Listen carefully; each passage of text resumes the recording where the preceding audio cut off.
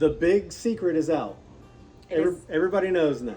Yes. What our next big project is. It's funny still to think about, like, it was the worst kept secret in Natchez. It was not, because we kept talking about Hope, right? Yeah. Everybody in Natchez knows Hope Farm. They know Hope Farm. I think a lot of people who burned didn't know, it was more a situation of surely they're not that crazy. I mean, we know they're crazy. It's obvious. Yeah, they are insane people, but surely not that insane. Well, we will put a padded room in for sure.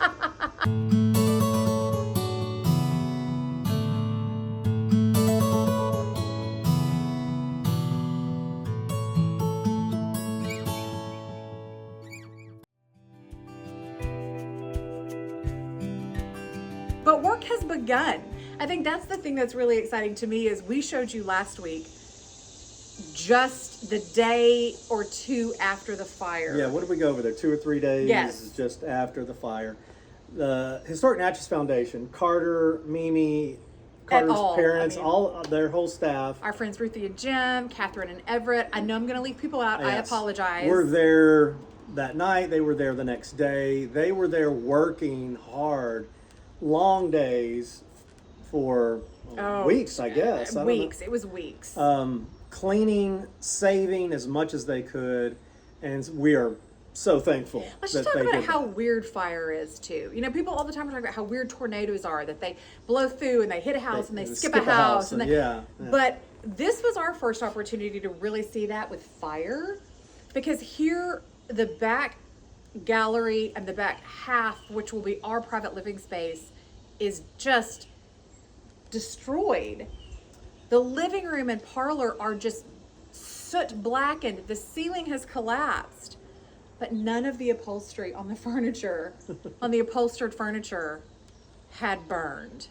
That was to me such a strange, eerie I don't want to be there to see it, but I'd like to be there to see it. I'd like to understand the physics of it, I think. Yeah, exactly. Because I don't understand how you can have fire ripping through a room and the flammable bits are not flammable. Well, we've got the video of you opening the box of candles that are still wrapped. That was the weirdest. Wax, what you would think would melt, because it had to have been so hot in there. The most horribly burned room in the house. Yeah. Outside of the box is charred. Opened them up. Candles are pristine. I could unwrap them out of their plastic and put the tapers in candle holders today. But there was so much of that. Yeah, there'd be one board over here would look pretty good, and the next one would be burned through. Unbelievable. But if there is a positive to that, it is that there was so much salvageable out of Hope Farm. And that was all donated by the Banta family to the Historic Natchez Foundation, which nothing better could have happened, don't you think? Oh, absolutely. Yeah, they did so right by Miss Ethel and by that property. Absolutely. And so we're hoping that some of it, because the family took what they wanted and what they did not take, they have given to the H&F. We're hoping that some of it may go into our other project, Auburn, because the two properties are very similar in time frame.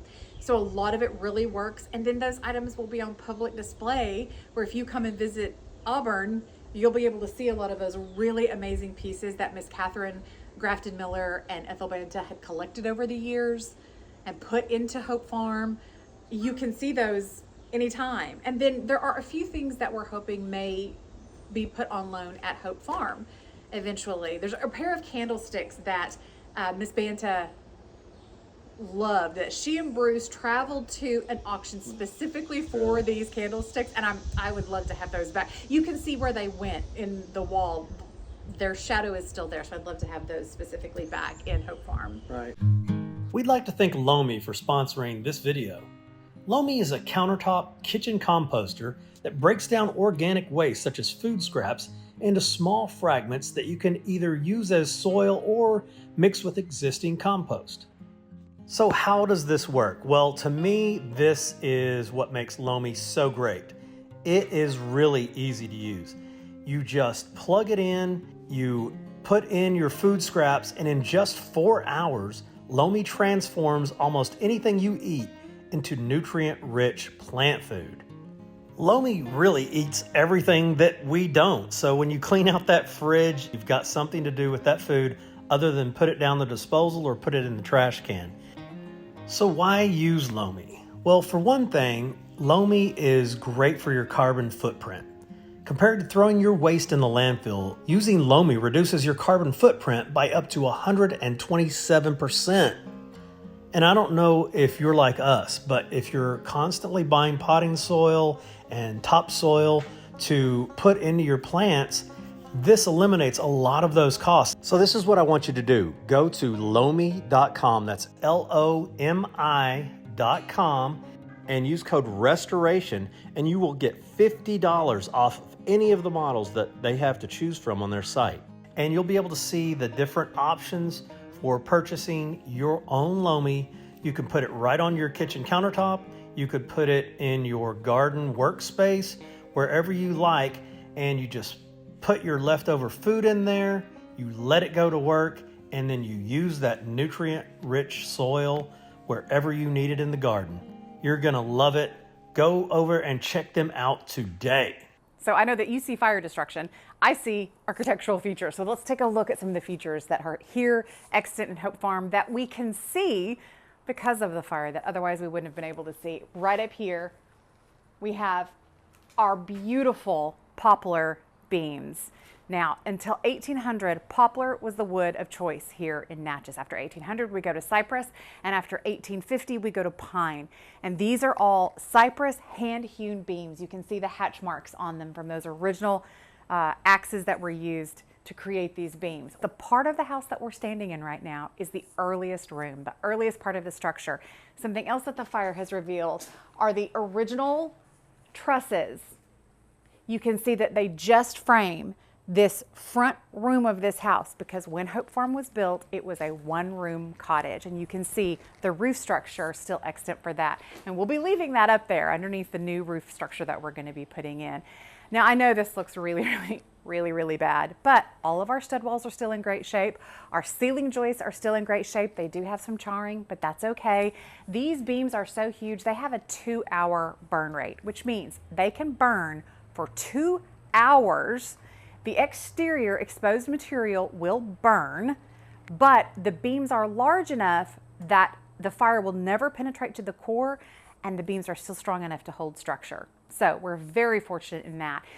We would love to do dendrochronology in this house because that's one of the best ways to date wood in a structure of this age.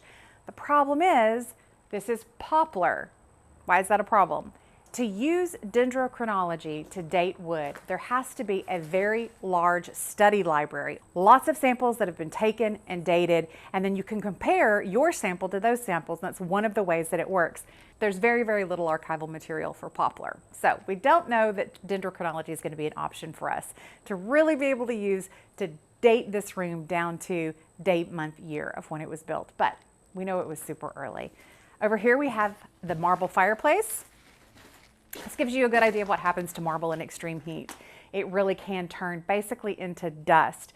The mantel shelf was broken when the roof structure fell in on it, and it did burn, but the base of the mantel is still in relatively good condition, so we can replace this mantel shelf and retain the original surround and cast iron inserts.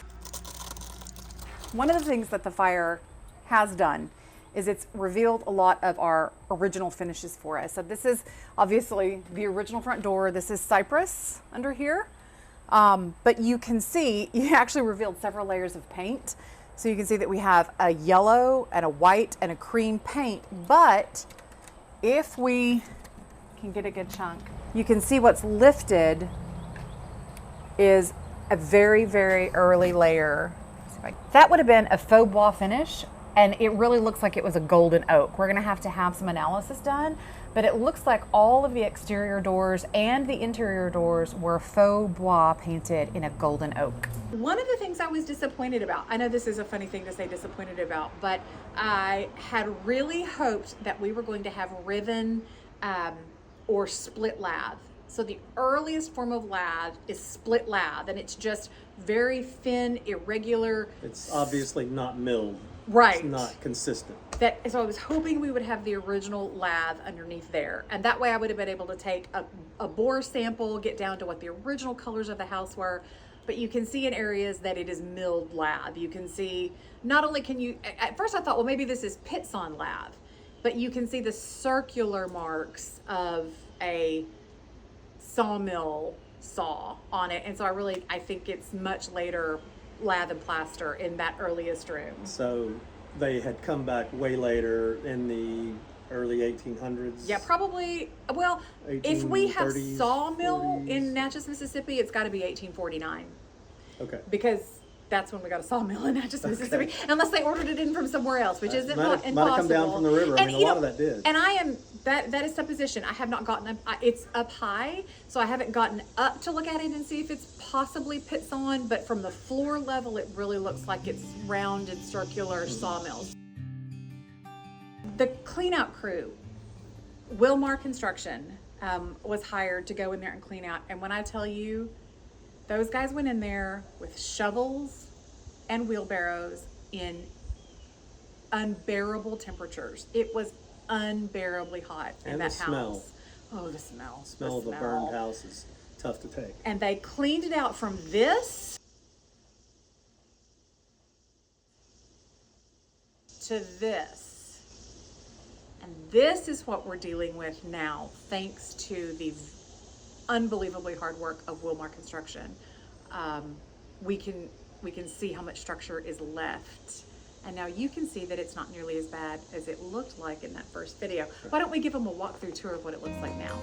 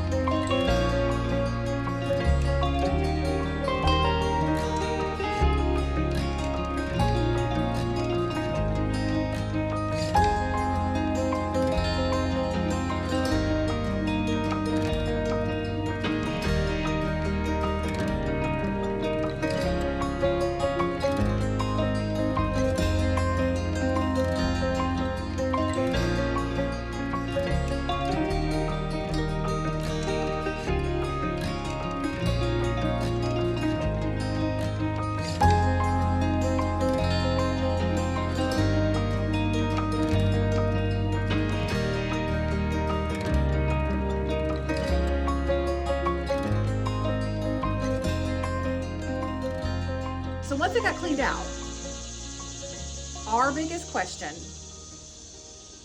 we knew we wanted it badly, but wanting something that isn't structurally sound, that's not smart. So what do we do next? Actually, the Historic Natchez Foundation brought in a structural engineer, and we were able to get his thoughts before we made our decision. Yeah, we walked through the house with H&F and the structural engineer, and he didn't know who we were. We were just like, he probably just thought we worked with H&F. Probably.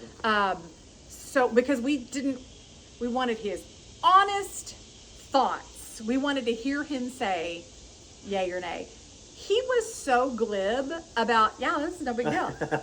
He's our kind of people. Yeah, He's a yes man, and if you've heard us say that before, a yes man is not somebody who just agrees with everything you say. They're a person who says, yes, we can do that. Now let's figure out how we're going to do that, because there are guys out there that will immediately say, no, that can't be done, without trying to figure out how it can be done. But I was really shocked at just how easy it was for him to be like, yeah, it's attic up. It's attic up. Every room we walked into, it's attic up. Well, this, you're going to need to reinforce this stud. You're going to need to do this. And he's the one also that told us, now they're actually charring wood and selling charred wood because it's so bug resistant. Impervious to those pesky termites that we have such a problem with. We told him, our first historic home was built in 1933, Yeah. and it was a great house, very solid. But when we went up into the attic, we would look and see and think, these all look You charred. don't remember what it was there was from? a fire. No, you don't remember what it was from? He doesn't remember. I shouldn't say that. What had happened was, sitting on that side of our first home was a 1909 Queen Anne style home, and it burned. And because they rebuilt a home during the Depression, they reused as much lumber. Do you remember? Okay. They reused as much lumber from that first build as they could. And so all of the truss structure, the roof structure in our house was charred wood. But they were huge. So that was kind of our first exposure to, okay, well. Well, I guess that's fine. This seems fine. It's holding the roof up. Then you start researching and you learn, well, yeah, not only is it strong and impervious to bug, it's still got more lumber in it than anything you're going to do with modern construction. I think we've told everyone many, many times, that's fine. Don't worry that much about it. Lead, it's not that dangerous. It's not as dangerous as everyone is trying to make you believe that it is. I actually got to another conversation online the other day. Asbestos, charred wood, it's all, the house isn't crashing down. It all begins with a much more sturdy structure than houses that are built today. Unless they're built out of steel, they're not as strong as the old growth wood in the houses of that time period. Yeah, I saw somebody the other day talking online about the highest interaction rates on social media come from fear-mongering posts. So all of this fear-mongering about lead and asbestos. Now, please don't understand, we're not making light of it. These are dangerous products if you behave stupidly with them, right? If you don't wet mop your floor after you've sanded some lead paint, if you don't encapsulate, if you fry your asbestos insulation in your house willy-nilly and roll around in it. But if you do a little bit of education on how to properly handle these materials, they are no more dangerous than the off-gassing petroleum-based products that you have in a new build today. And I think in 50 years, we'll be having massive lawsuits over cancers that were caused by new construction materials as well. Kevin and I were laughing. One friend of ours went mudlarking on the Mississippi and had handfuls of children's toys that were all made out of lead. That, of course, these children would suck on and play with, and yet look how many people grew up to invent the telephone and the phonograph and did electricity. They have lead poisoning? No, they didn't. Anyway, that's something we could talk about forever. We're starting to see some of the beautiful features back in this house. You can see the gorgeous cypress flooring. Oh, it's beautiful. It's so pretty, and while the roof is opened, I think that we're going to be able to salvage and save all of the flooring. I mean, I've laughed and said cypress does grow in a swamp, so surely, the rain, we'll be okay. Yeah, we're hoping, because we're just now able to get in and really try and button this up and get it into the dry, and that's still going to take us quite a while. But don't you kind of feel like we're at a starting line now? Oh, yes. As opposed to being like 700 meters behind the starting line, and the gun goes off and everybody else is running, and we're like, wait, we haven't even gotten there. yet, and I feel like we're at the starting line Yeah. with the property. And It's like so, those huge marathons when everybody can't line up. Well, at the you know start what? line. You know what we're doing? What are we doing? We're doing one of those ultra marathons. Oh, you know no. those ultra marathons where people run Yes. through the desert and you up have the to- mountains. You have to run on the white line Yeah, because it's not as melts your hot. shoes. And it melts your shoes if you're on That's the what black. we're doing. That's what we're doing. But we have been training for hopefully- 20 years for this. Hopefully this isn't as boring as that would be. no, it Hopefully won't it's going to be. be exciting to watch. And we're glad you're here to watch us. You help us make this happen. Yeah. That's where we are right now with this beautiful property, but we've got a bonus, kind of a surprise, kind of something new that you haven't seen that we're going to share with you next week. And that is, A cottage. there is a little cottage just off of the main house. Built around the 1940s. And our plan is we are going to completely restore that, and it's in rough condition. Oh, it's bad. It's bad. I'm just going to say it's really, really bad. And then next week you can see the nightmare condition that it is in. We'll say the best thing about the cottage when we walked into it the first time was the newly born litter of kittens. Okay? That was the best thing. I got within 30 feet of it And said, nope. and the smell was so bad, I was out. She noped right out. I noped out. So I ventured in and got us some really dark, grainy, horrible video. And We're going to turn it into a dollhouse. We're going to make it cute. So that's going to be fun to watch. Yes, So indeed. stick with us for that as well. Thanks for following, guys. Like, share, comment. It really helps us out. And we will see you next time. Bye, friends.